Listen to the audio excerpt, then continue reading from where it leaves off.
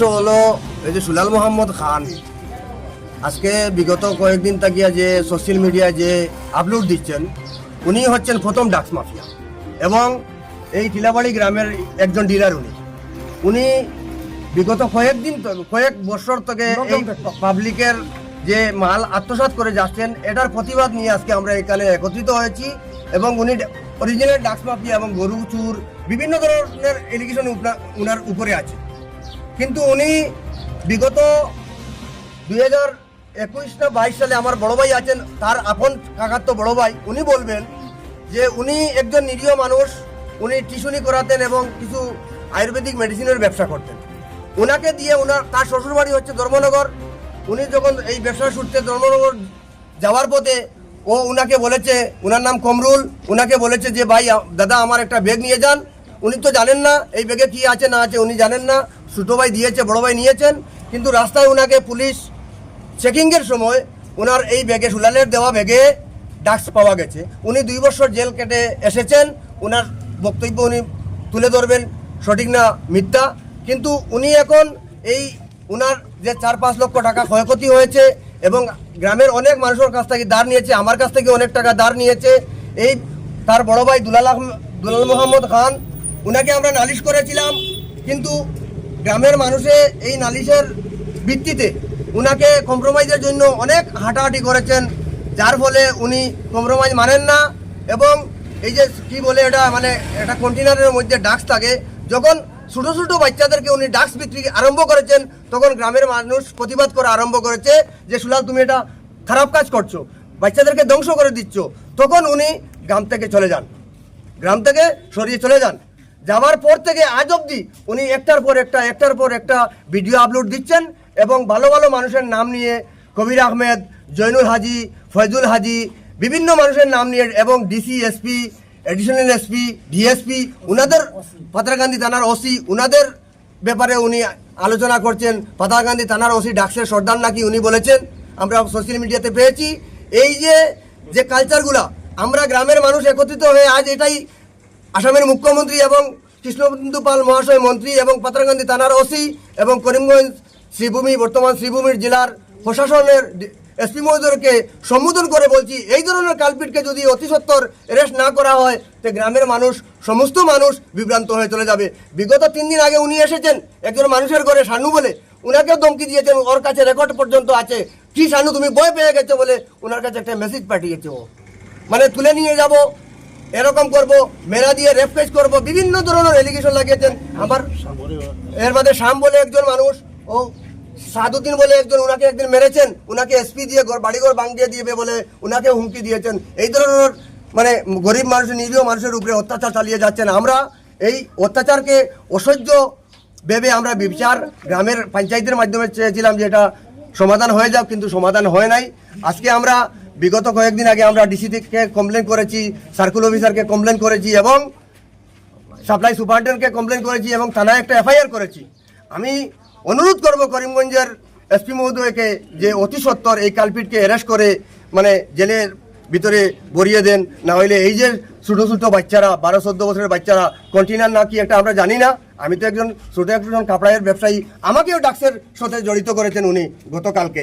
এই যে মানুষের কার্ডের বিচার আমি হাতে নিয়েছিলাম, বলে এটা আমি দেখিয়ে দিব। সাপ্লাই সুপারিনটেন্ডেন্ট, চেয়ারম্যান, সেক্রেটারি সবকে কমপ্লেন দেওয়া হয়েছে, কিন্তু আজ অবধি কোনো অ্যাকশন হয় নাই এবং ওনারা এই পাবলিকের গত ফেব্রুয়ারি মাসের মালও বন্টন হয়নি, উনি আত্মসাৎ করে খেয়েছেন। তার বিরুদ্ধে আমরা প্রতিবাদ করেছিলাম। এই প্রতিবাদের কারণে ওনার বড় ভাই সুলাল মোহাম্মদ খানের বড় ভাই দুলাল আহমেদ খান, ওনাকেও জড়িত করেছে। তার বাতিজা রুয়েল মোহাম্মদ খান, ওনাকেও জড়িত করেছে।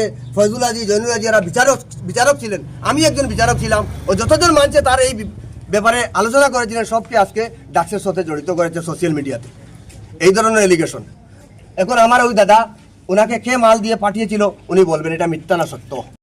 আজকে সবাই যা সম্মিলিত হয়ে যে আফতার হোসেন ভাইয়ে যে কথা বলেছিলেন তাহা সবই সত্য। ওই সুলাল মোহাম্মদ খানের মালে আমি ধরা পড়িয়া 2 বছর জেল কাটিয়েছি। আজকে ওই জেলে তাকে বাহিরবার যে খরচ টাকাগুলো তার কাছে দাবি করতে আজকে আমার উপরে আবার যে ড্রাগস মাফিয়া বলিয়া আমাকে বহুত কিছু মোবাইলের মাধ্যমে ছাড়িয়ে দিতেছে। এখানেই আমার বক্তব্য। আমার বড় ভাই উনিও বলবেন কিছু।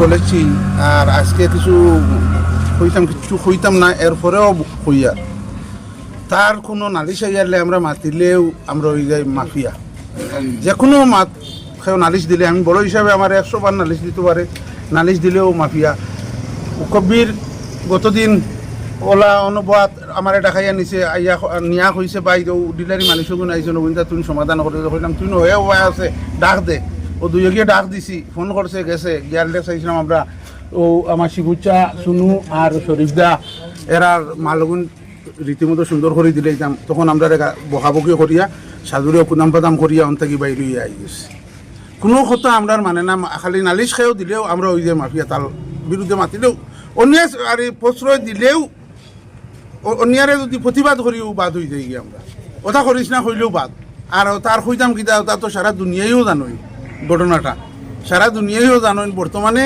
রিলাম বাজার আছে রিলাম বাজার তাকিয়া যা অবস্থা করে ভালো ভালো মানুষের নাম হে উল্লেখ করে তার কাছে খালি এভিডেন্স আছে কোনো এভিডেন্স কিতা আছে আইস তাকি ছোটো তাকি লইয়া তাহে 12টা 1টা 11টা গেট 4 দিয়ে 12টা 1টা 11টা পর্যন্ত বাড়ি থারাই আমি ওলা তারে টেকুল দিয়া রাখছি আর মিথ্যা নিজের খান্দ কারো তুলতাম না আর কইছি সত্যির মরলে মরি গেছি সত্যির কথা কইব সত্যি কথা কইমু হে কিতা করে আমি আজ 5-6 মাসর আমি বেলুর আসলাম আমি খুব অসুস্থ আসলাম অসুস্থ ফাঁকির আমারে শান্তি দেন না অসুস্থ ফাঁকির আমারে শান্তি দেন না তার 1 টাকা দিতাম না তার 1-2 টাকা ইয়ার এই ফোরের মাথা ইয়া মাতিলেও মানছে ওটা কই নতা করতো না ওখান কইলেও ও শেষ আর তুমি বাদ আমার হুয়াও বাদ এক সময় আমারে ভাইলেন আমার বড় হুয়ারে ভাইয়া কইয়া দিতে বাবা তো তোমার বা ভাইলে কই ওলা ওলা আমরা রোতা করে হে কয়দিন মানছে খোয়ার বাদে হে যখন কইলো একদিন চাচা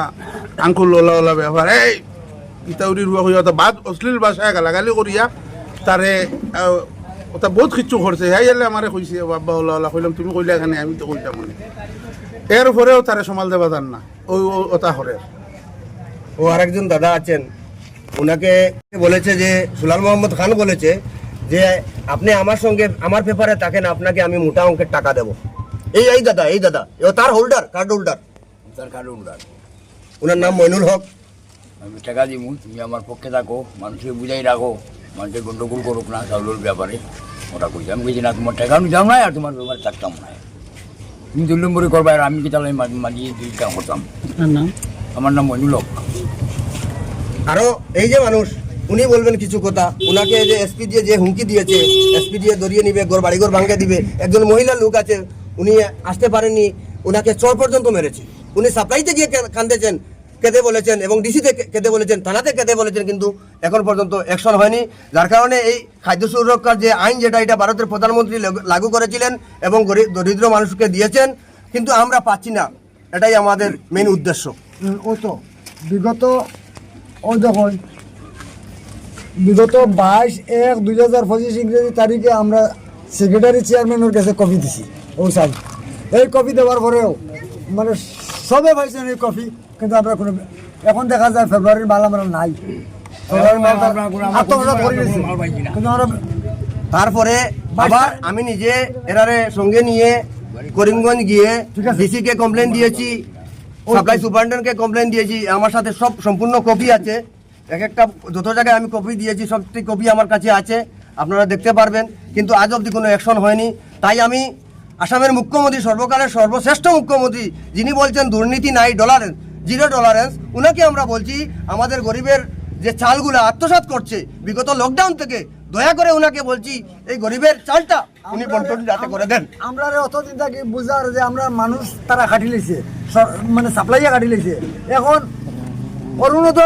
অরুণোদয় দেওয়ার সময় গিয়া নেটর কাগজ বার করে দেখা যায় আমরা কোনো মানুষ কাটো হয়েছে না এই মালগুলা হে মারিয়া খাইছে 9 জন 5 জনের চাউল মিলে 9 জন 6 জনের চাউল মিলে ওভাবে 45 কেজি 30 কেজি 45 কেজি 35 কেজি ও 45 কেজি 23 কেজি ওভাবে আমরা চাউল পাইয়া যাই কিন্তু বিচার দিয়া ডিসি মজুরের কাছেও বিচার দিছি সাপ্লাইয়ের কাছেও বিচার দিছি সুপারিনটেন্ডেন্টের কাছেও বিচার দিছি সার্কুলার বিচারের কাছে বিচার দিছি গ্রামও আমরা কোনো বিচার পাইছি না লোকে আমরা এলট পর্যন্ত নাই বিচার দেবো আমরা এলট পর্যন্ত নাই আপনার নাম কি? তাজউদ্দিন।